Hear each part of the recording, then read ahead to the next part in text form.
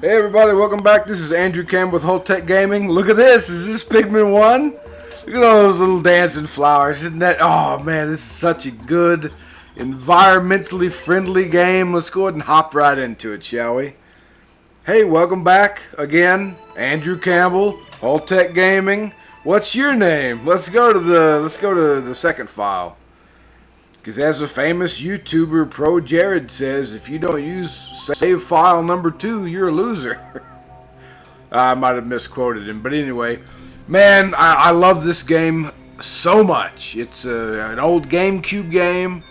I played it. I played the living dog crap out of it. Hey, that meteor kind of reminds me of the little roly balls out of Katamari, doesn't it? Isn't that? I don't know why I've never noticed that. Either way, bam!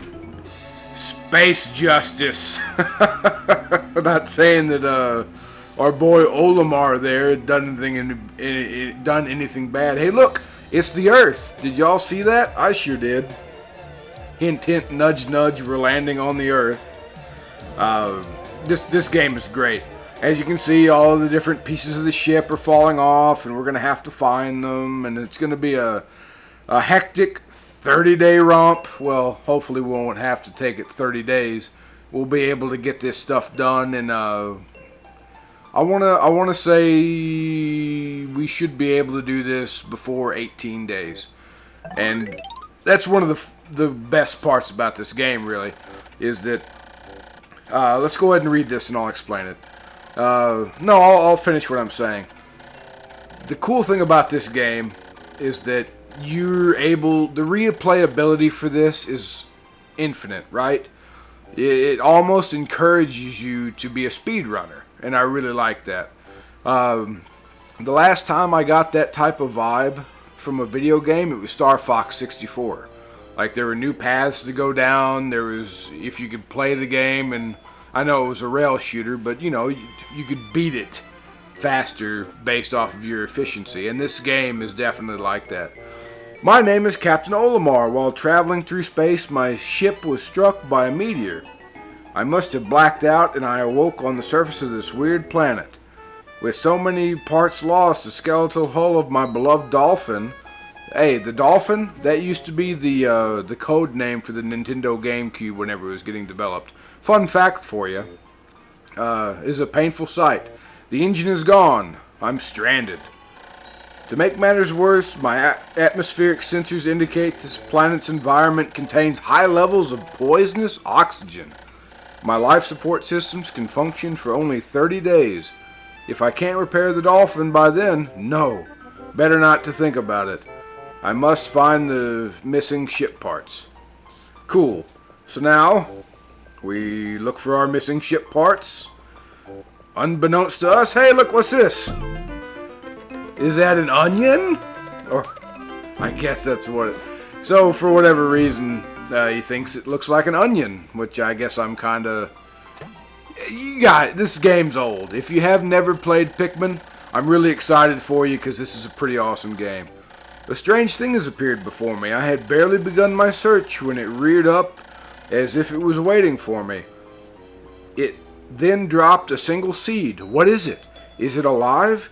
Is it a machine? It resembles a vegetable on my home planet that we call an onion. I shall call this an onion too. Okay, well, let's go ahead and do this then. Let's punch some plants, right? Just like Minecraft, where we gotta punch some plants. We gotta punch some trees. God, dude, Pikmin, I love this game so much. It makes me want to earn money because this is the type of game that the numbers go up, you gain more Pikmin, and that's why I guess it inspired Pikmin 2, because in that you actually do earn money.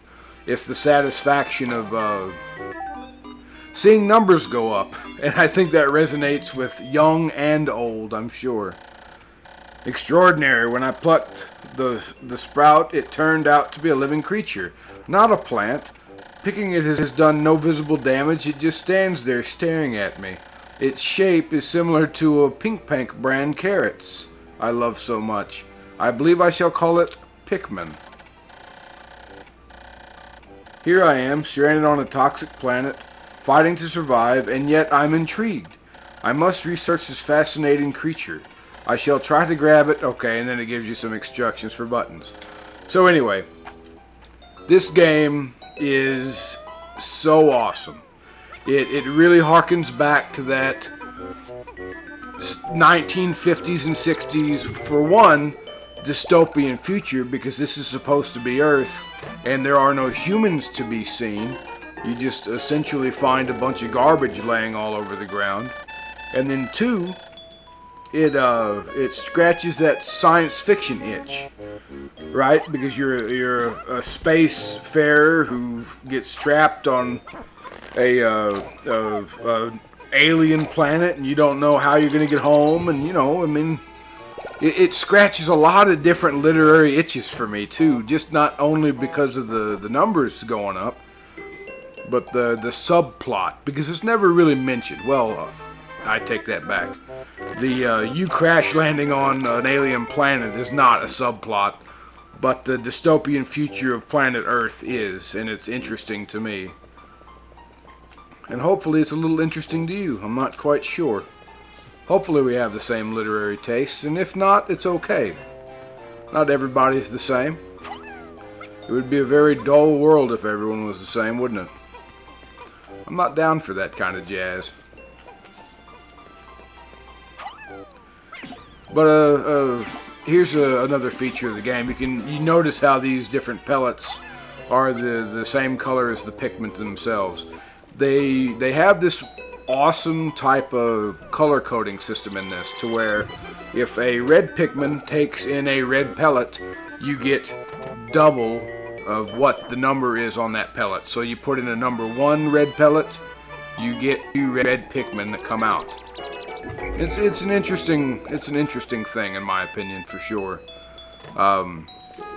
It kind of teaches you to try to optimize what you have.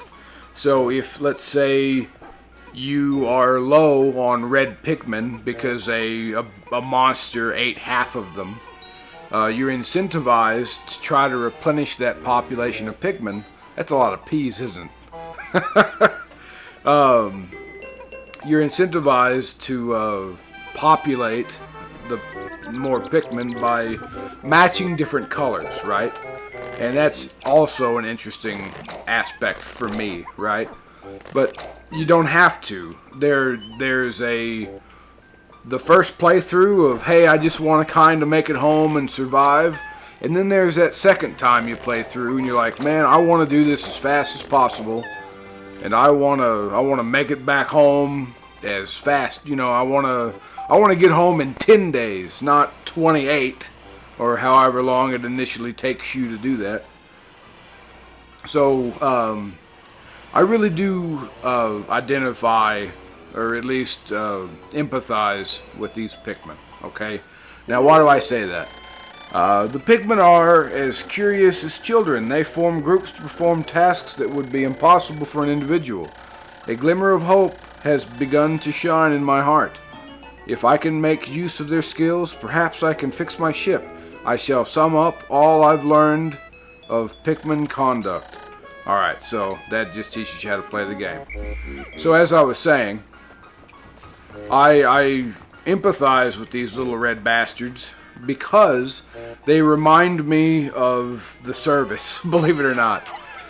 Imagine, if you will, each individual Pikmin being a sailor, soldier, marine, something of that ilk. And then Olimar, our stalwart, trusty captain, is an officer, right? So the officer doesn't do any work. He's telling all of these little poor bastards to do the work for him, right?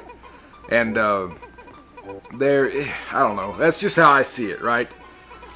It's an officer controlling an army of little dudes. It's fun because who doesn't like to pretend like they're able to do that? But in all honesty, that's just how I see it, man. And it's not a negative, it's not a positive entirely, but it's something. I'm just happy that I actually get to play this game, and you guys are going to be here with me for sure. Oh, question of the day. What color Pikmin is your favorite? And if you don't know all of the different color Pikmin, stand fast. We'll find out here in a bit. Well, not in a bit. Maybe 3 or 4 episodes. Maybe we'll get all the colors. But I don't want to spoil it because, you know, if you don't know, I'm not going to ruin it for you. The text that I just skipped was essentially just telling you on how to identify if a Pikmin is following you or not.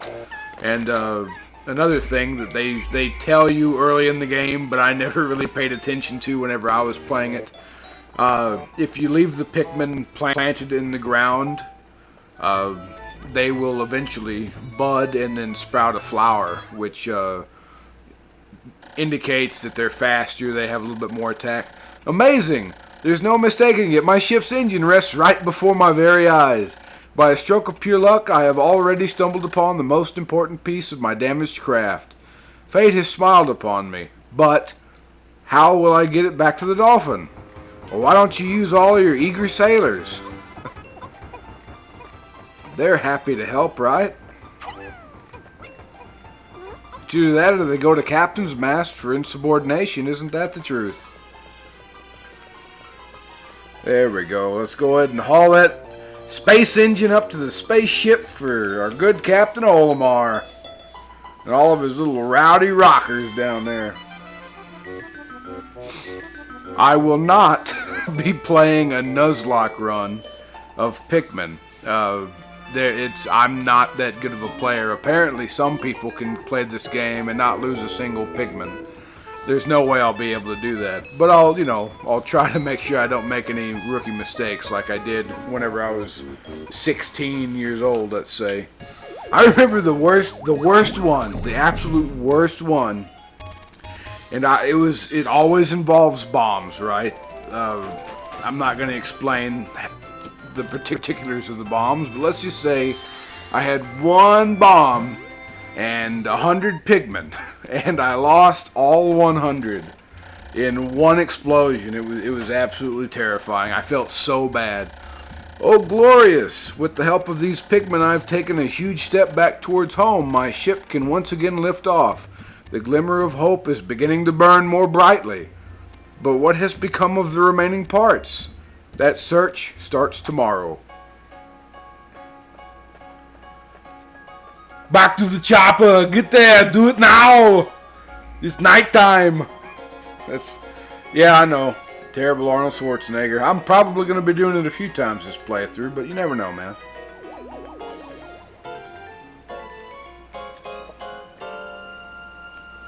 And with that question that I asked y'all, what color Pikmin is your favorite? If I can't even tell you mine because I don't want to spoil it, I guess. Well, no, it's on the damn thumbnail. What am I even talking about? Day 1 since impact. I have somehow managed to launch the Dolphin, but I was surprised to see the Onion lift off with me. Perhaps the Pikmin cannot survive overnight on the planet's surface, or have they merely decided to join me for other reasons? Either way, it seems they will help me again tomorrow. The Dolphin is missing 29 parts. If I can't recover them all, I may never return home to my family on planet Hakalite. I don't know if I pronounced that right. I apologize. Analysis shows life support systems will function for only 29 more days. How can I repair my Dolphin in such a short time? A dense forest is visible on the surface below. As it holds the key to my survival, I name it the Forest of Hope. I explore it tomorrow. See, this is the whole part about numbers going up and seeing, like, sprouted 25 today. You have total red Pikmin. So anyway, I like it. This game is formulaically designed to be satisfying, and I am totally down for it. Well, we have a few more minutes. Let's go ahead and start touch down in the Forest of Hope, shall we? Since I gave y'all a really short first episode of the Ocarina of Time, let's give you one more day in the Forest of Hope. I think that's justified, right? Hopefully you're excited. It's apparent that very few people actually watch my videos to completion, but it's okay. My dolphin has returned to the surface along with the Pikmin's onion. Being alone on this strange planet makes me somewhat uneasy, so I shall... Okay, yeah, it just teaches you how to get the Pikmin out. Like, it's interesting, and it's a very interesting way to build the world. He's saying how to use these controls, but he's also giving you flavor text of, I don't know, he gives you, he's unsure, he's scared, right? It's an alien world. He's using the right verbiage to indicate that. I think this game is very well crafted, and I appreciate it very much. So here's an illustration, and I'll watch this all the way. Well, hopefully I can do that before I do this. I don't want to waste much time. So, did I miss it? No, I didn't. Okay, so, as you know, like I said, a red pellet will give you 2. This yellow pellet, obviously not being red, will pop out 1.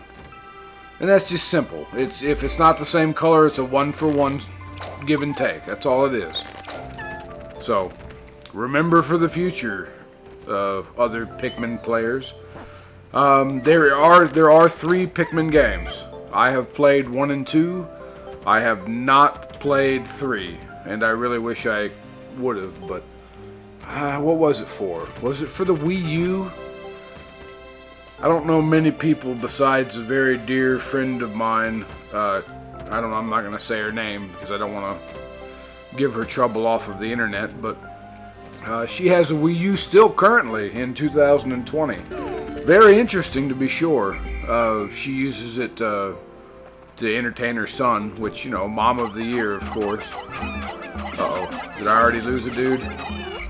So, another interesting thing about this game, you see the little souls flutter up to the... Oh, God, that's awesome.